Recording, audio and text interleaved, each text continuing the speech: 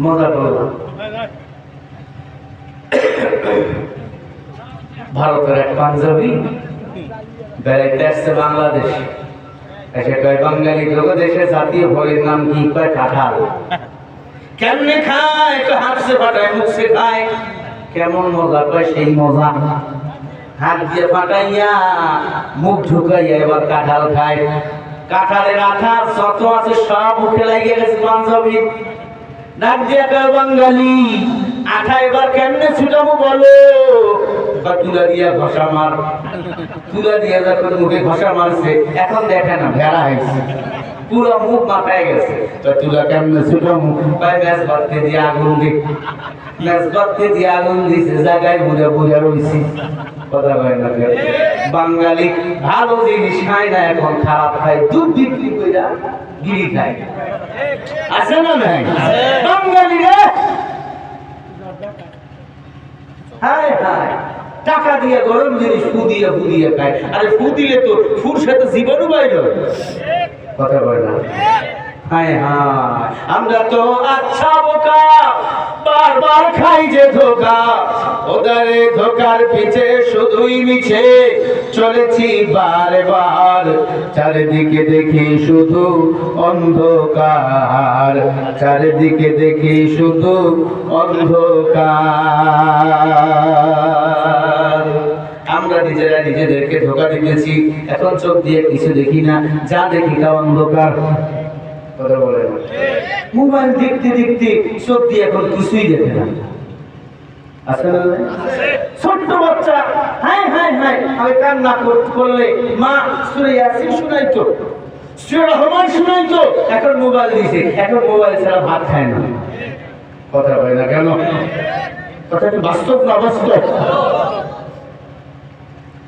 Mobile ছাড়া ছেলে এখন ভাত খায় না, মোবাইল ছাড়া এখন ছেলে ঘুমায় না। মা কিছু করলে মোবাইল দিবি।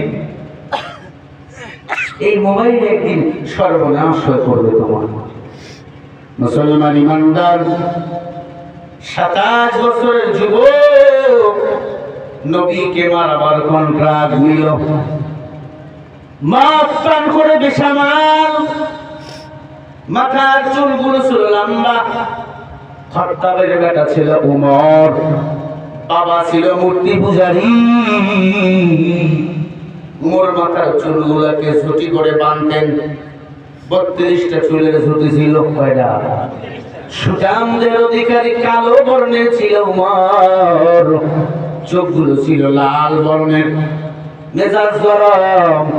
আল্লাহর নবীকে মারাবার কন্ট্রাক্ট নিল। কেন? ওই যে নবী তার দলের বিরুদ্ধে কথা কয়।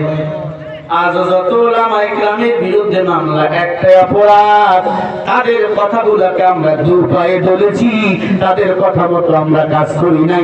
এই জন্য আমরা ধর্ষক, এই জন্য আমরা মৌলবাদী, এই জন্য আমরা জঙ্গিবাদী। আর কোনো কারণ হতে পারে না।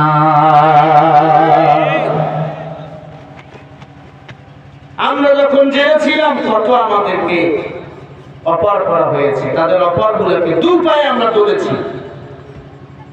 কারণ এই দুনিয়া আমার আসল নয়। তোমাদেরকে আমরা প্রভু হিসাবে মানতে পারি না। আমাদের রব হলেন একজন।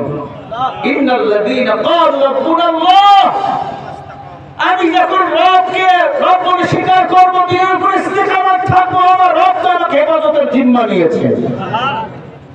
ঠিক না? ফিরআউন খারাপ ছিল, নমরুদ খারাপ ছিল, কারুন খারাপ ছিল, আব্দুল্লাহ ইবনে উবাই খারাপ ছিল। এই 4 মুনাফিক বেঈমানকে এক গ্লাসে রাখলে একটা শেখ হাসিনা হয়। কথা বলে? সে শিরকের পক্ষে ছিল, সে কুফরের পক্ষে ছিল, সে রুবুবিয়তের বিপক্ষে ছিল। ঠিক কি না? বাবার মূর্তি বানাইল রাস্তার মোড়ে মোড়ে। সে মূর্তিগুলো আছে ভেঙে দিয়েছে, হয়েছে কিনা? আলেমদের কথা ফল হয়েছে, বলে গিয়েছে এদেশে মূর্তি থাকবে, বেধর্মীর ঘরে তাদের উপাসনায় মন্দিরে থাকবে, গির্জায় থাকবে। মুসলমানের রাজপথে কোনো মুসলমানের মূর্তি থাকতে পারে না, পারে না, পারে না। কাকে আমি কি বলছি? ঠিকের কোনো আওয়াজই নেই।